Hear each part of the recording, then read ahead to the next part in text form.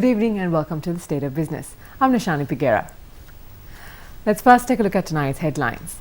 President discusses proposed Customs Act with Custom Union. And Pakistan International Airlines negotiating to obtain Sri Lankan airline aircraft on lease. A discussion was held between President Maithripala Sirisena and members of the Custom Officers Association this morning on the proposed Customs Act. The meeting was held at the Presidential Secretariat. The President's Media Division said that Customs Officers Association apprised the President that most of the facts included in the Act have been taken from the Customs Act of other countries, and due to that, the Act is not suitable for Sri Lanka. Later, the President had assured that necessary steps will be taken in consultation with Finance Ministry officials and Customs Department within the next 3 weeks.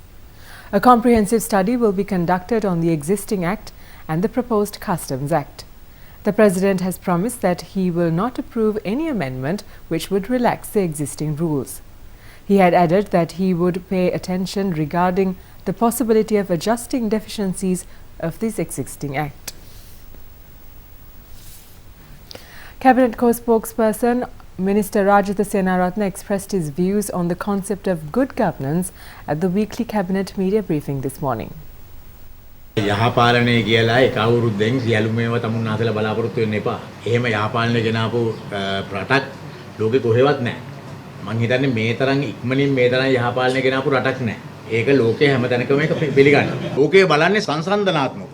කිසිම දෙයක් මේ සාපේක්ෂව හොඳ නරක තියෙනවා මිසක් මේ සුදු කළු ඒවා නැහැ කොහෙවත් ලෝකේ. සුදු රාජ්‍යනුත් නැහැ කළු රාජ්‍යනුත් නැහැ. එදා තිබුණේ ඊටාත්ම වැඩි නරක සහ අඩු හොඳ. අද තා වැඩි හොඳ සහ අඩු නරක. And now we have more cabinet decisions in brief. Government has decided to release 31.8 million rupees to establish an updated centralized data system at the Elections Commission. The Commission says it will enable to avoid multiple registration of voters, cut costs on maintaining district-wise databases and to ensure security of data. State-owned banks will provide loans to regional plantation companies that will facilitate them to pay the 2,500 rupee wage hike to estate workers. The Cabinet co-spokesperson Minister Gayantha Karunatilaka said government has taken this decision considering the low prices of tea in the global market and financial issues faced by regional plantation companies. Treasury securities will be issued to estate plantation companies through Sri Lanka Tea Board to obtain loans.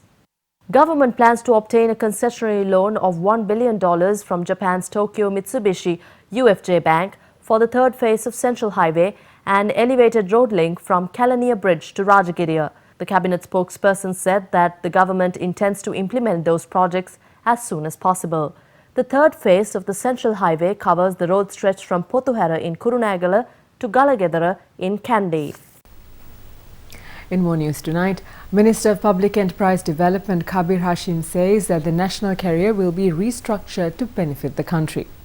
Addressing the media, he said that at present, Sri Lankan Airlines has only 20 aircraft but has a staff of over 8,000, including 300 pilots. The minister also said that the state-owned budget carrier Mihin Lanka will be amalgamated with Sri Lankan Airlines. Minister Hashim further disclosed that plans are underway to lease out 4 aircraft to Pakistan International Airlines. Those are the discussions that's going. There's a possibility that we may change the logo or we might fly with the same logo, but it's being discussed. We're also considering the security arrangements of our staff because our own staff will be working and whether there is proper security clearance for the crew, etc. So all that is being worked out, but we believe that it will be successfully concluded. The lease amounts are not being discussed yet. It's now in negotiation, but the lease rates were so high. We have leased it at such a high rate, so we are hoping that we should be able to break even at least. Stay with us for more news on the other side of this short break.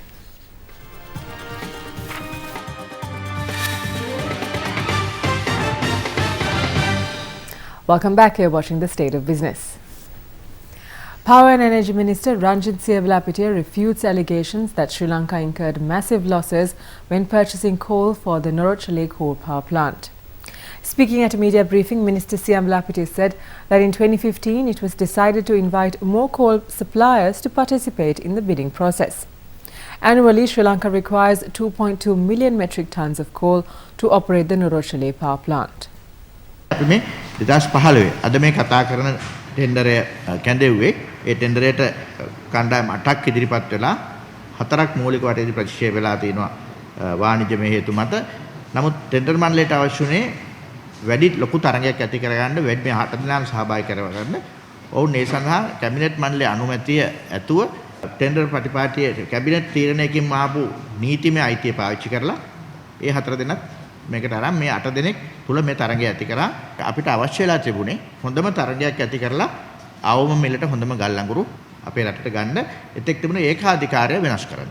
ඇයි ඒ වෙනකොට තිබුණා ලෝකයේ ගල් අඟුරු මිල අඩුවීමේ ප්‍රවණතාවය දැකලා එහෙම කරා. ඒ නිසා කිසිසේත්ම කිසිම ටෙන්ඩර් කණ්ඩායමක් වෙනුවෙන් විශේෂයක් කරන්න අවශ්‍යතාවයක් කාටවත් තිබුණේ නැහැ. Here's a look at some more news in brief. The Diyavada Nilame of the Sri Dalada Maligava Nilanga Dala today convened a media briefing to disclose the program of the 2016 Kandy Asala Perahara. The copper planting ceremony will be held from August 3rd to 7th. The Asala Perahara will be conducted along the streets of Kandy beginning August 8th and end on August 18th. The 12th annual general meeting of the Sri Lanka-France Business Council was held in Colombo. Ambassador of France in Sri Lanka, Jean-Marie Chou, was the chief guest at the AGM. Sri Lanka Live Tropical Fish Exporters Association, the industrial body representing ornamental fish exports in the country, announced that a program will be carried out to safeguard coral reefs in the Trincomalee area. Beginning August 17th in Trincomalee, efforts will be carried out to clean up the coral colonies in the area in a bid to improve the marine habitat ecosystem in the coral reefs. Dialogue Asiata is partnering the Colours of Courage Trust for Trail 2016 as a platinum partner and also gives its customers the opportunity to contribute to the construction of a cancer treatment centre at the Karapiti Hospital in Galle. Trail 2016 will commence on October 6th from Point Pedro for a 28-day walk covering 28 townships that ends in Dondra.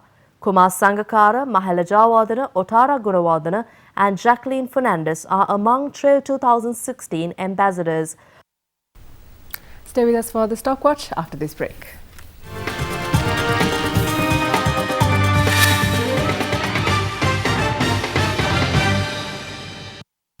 Welcome back to the show. The market ended marginally up as overall investor interest was seen on the bourse, with foreign investors ending the day as net buyers.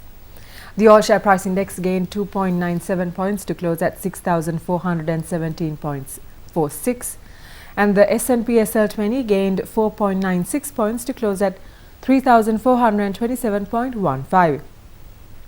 Turnover for the day amounted to 585.7 million rupees. The top traded counters were Dialog Asiata with 159.7 million rupees, Haley's Fibre 41.9 million rupees, John Kearns Holdings Warrants 39.4 million rupees, Ceylon Bank 34.4 million rupees and Lanka Oryx Leasing Company with 28.9 million rupees. Foreign interest continued on Dialog Asiata with large blocks traded in the market. Foreign inflows amounted to 239.9 million rupees, whilst foreign outflows totaled to 198.1 million rupees. And now let's take a look at the day's forex rates.